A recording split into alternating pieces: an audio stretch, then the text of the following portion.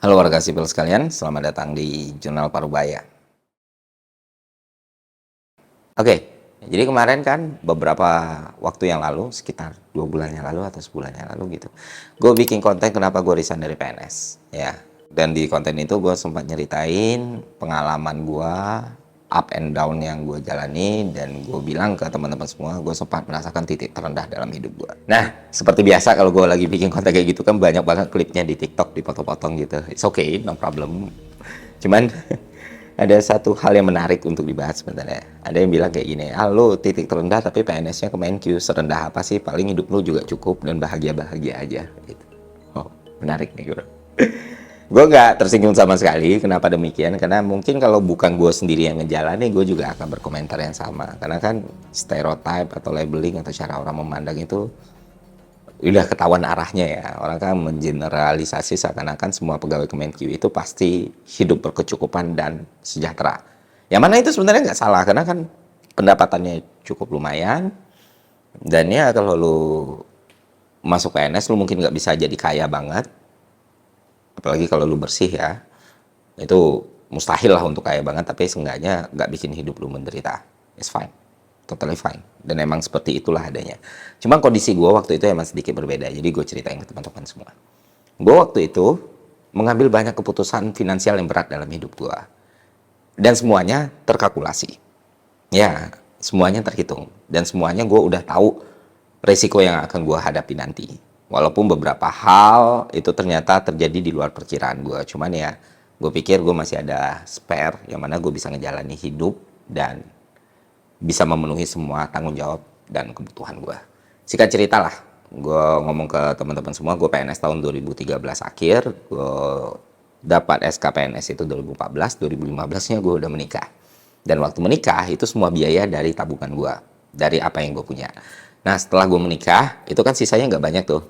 Gue harus mengambil keputusan finansial yang berat juga, yaitu beli rumah, beli properti. Kenapa gue maksain untuk beli properti dalam waktu yang cepat? Selain pertimbangan ekonomi ya, gue mikir kebutuhan gue waktu itu harus punya rumah. Karena keluarga dari istri gue sampai kita menikah itu masih kontrak dan mereka tidak lagi dalam usia produktif, ya gue pikir ya nggak ada salahnya untuk beli rumah gitu loh, supaya mereka nggak pindah-pindah lagi dan bisa tinggal bareng sama kita. Nah, di tahun yang sama ternyata gue juga dikaruniai satu orang putri yang sangat cantik, pintar, luar biasa, yang bernama Kirana gitu. Jadi setelah kita akad, resepsi, sebulan kemudian istri gue hamil. Dan gue harus mempersiapkan uang juga untuk biaya persalinan dan biaya anak ini. Nah, beberapa hal yang tidak diduga-duga itu juga terjadi. Misalnya kayak sebulan setelah menikah, istri gue dapat SK penempatan di luar Pulau Jawa. Artinya kami harus menjalankan long distance marriage. Yang mana istri gue waktu itu belum punya penghasilan penuh. Cuman uang tunggu sekitar 850.000. Jadi ya kalau di beberapa instansi pemerintah tuh, ketika lu baru masuk, lu nggak langsung digaji. Tapi gaji lu dirapel. Nah, artinya gue harus ngidupin 2 dapur di situ. Terus beberapa bulan kemudian ternyata gue baru ketahui ibu gue mengidap anemia aplastik, penyakit yang cukup langka di Indonesia dan butuh perawatan yang intensif. Nah, akhirnya gue memutuskan selain bekerja sebagai PNS, gue ngambil beberapa sambilan termasuk jadi super taksi online, jualan, dan lain sebagainya untuk memenuhi kebutuhan ini. Apakah ringan? Tidak, sangat tidak ringan. Ada banyak hal yang gue harus korbankan dan ada banyak hal yang benar-benar gue harus tepikan dulu, termasuk desire. Membeli sesuatu yang gue inginkan gitu. Itu bener-bener gak gue lakukan sama sekali. Dan bahkan waktu itu gue seingat gue dari 2015 sampai 2017 itu gue gak beli baju sama sekali. Kenapa? Karena semuanya serba ngepas gitu. Baik penghasilan gue dari PNS atau tambahan lain dari supir taksi online, itu cuma cukup untuk memenuhi cicilan, memenuhi biaya berobat, memenuhi kebutuhan anak, memenuhi dapur. Bahkan sehari-hari gue harus ngitung gue makan berapa dan ngebatasin batas maksimum yang harus gue keluarkan itu berapa. Nah, apakah itu keputusan finansial yang gue sesali? Enggak. Kenapa? Karena balik lagi gue bilang gue udah tahu resikonya dan gue siap menjalani hidup seperti itu dan gue benar-benar menjalani hidup seperti itu. Lumayan berat karena orang-orang di usia gue waktu itu sedang lagi menikmati hidupnya. Lu masa 20 tahunan awal, lu belum menikah, lu baru dapat gaji penuh. Ya nggak salah kalau lu jalan-jalan ke luar negeri, menuhin semua kebutuhan lu, menuhin semua keinginan lu beli mobil yang lu mau, lu beli motor yang lu mau. Dan teman-teman gue melakukan itu, sementara gue harus ngitung makan gue berapa, biaya ngopi gue berapa, dan lain sebagainya. Manusiawi dong gue nggak bilang itu ringan. Cuman gue punya komitmen, gue punya tekad, ini adalah jalan hidup yang mau nggak mau harus gue tempuh gitu. Di usia gue yang masih sangat muda waktu itu. Nah, syukurnya setelah beberapa lama, tahun 2018, setelah 3 tahun istri gue balik, dapat penempatan di satu rumah lagi, beban berkurang, cicilan mulai banyak yang lunas, cicilan mulai banyak yang berkurang, tapi pendapatan semakin meningkat. Entah pendapatan gua dan pendapatan istri gua yang udah gaji full dan lain sebagainya. 2019 itu jadi semakin lebih ringan lagi, pendapatan meningkat lagi, beban cicilan berkurang lagi. 2020 gue mulai nge-YouTube, penghasilan tambahan baru yang sangat-sangat lebih dari cukup. Sementara cicilan udah lunas semua, tinggal KPR, dan ya gue akhirnya punya sisa uang, nggak cuma ditabung, nggak cuma dijadiin dana darurat, tapi juga bisa diinvestasikan. 2021 things getting better, 2022 dan 2023 akhirnya ya bisa gue bilang, wah gue berhasil melewati fase itu.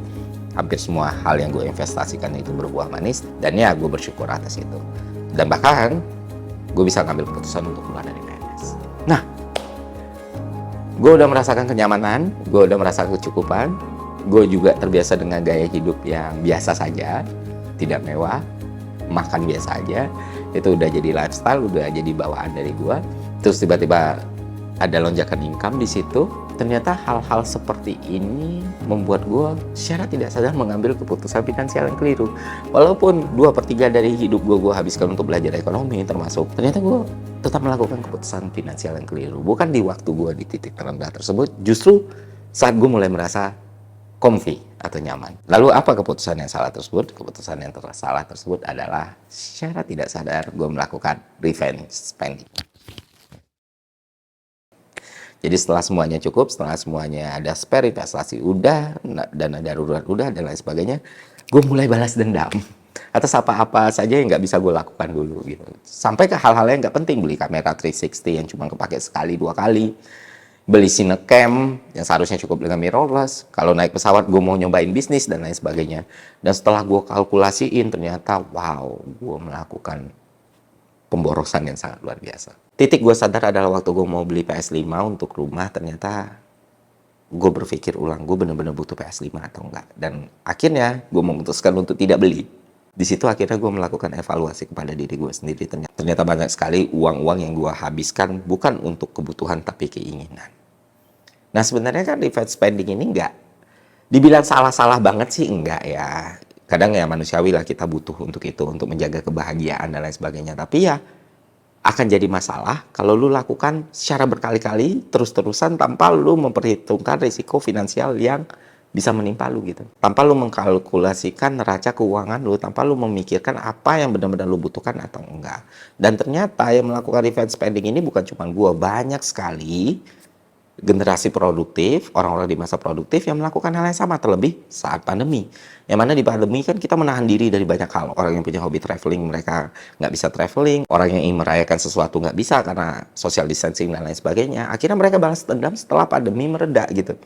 Traveling kemana-mana, beli sesuatu yang nggak dibutuhkan, merayakan semua perayaan yang sebelumnya nggak bisa dilakukan, dan lain sebagainya. Dan kalau kita lihat datanya di FFI tahun 2023, kita akan menemukan bahwa 41% orang di masa produktif itu ternyata melakukan hal-hal seperti itu. Jadi mereka banyak sekali mengeluarkan uang untuk memenuhi keinginan lifestyle mereka. Misalnya kayak liburan, nonton konser, dan lain sebagainya.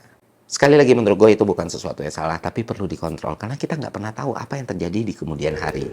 Kalau kita terlalu sibuk melakukan revenge spending, kita nggak sadar, waktu kita butuh uangnya udah nggak ada nih. Tetap aja manusiawi untuk membeli sesuatu yang memang kita inginkan, tapi ingat, fundamental finansial kita harus kuat. Dana-dana udah harus disiapkan. Apalagi dana darurat ya, suatu waktu dibutuhkan udah bisa keluar dan lain sebagainya. Dan gue harap kalian tidak melakukan kesalahan yang sama seperti yang gue lakukan dulu. Makanya gue sekarang buat video ini. Jadi ya kalian bisa lebih lanjut memahami ini dengan buka FFI tersebut, Financial Fit Index tahun 2023. Dan semoga itu bisa menimbulkan awareness yang lebih baik untuk seluruh masyarakat tentang betapa pentingnya kita punya kesadaran finansial ini. Jadi kita tidak melakukan hal-hal seperti defense spending yang udah gue jelaskan tadi. Oke, itu aja konten kali ini. Semoga bermanfaat. Sampai jumpa di konten selanjutnya. See ya.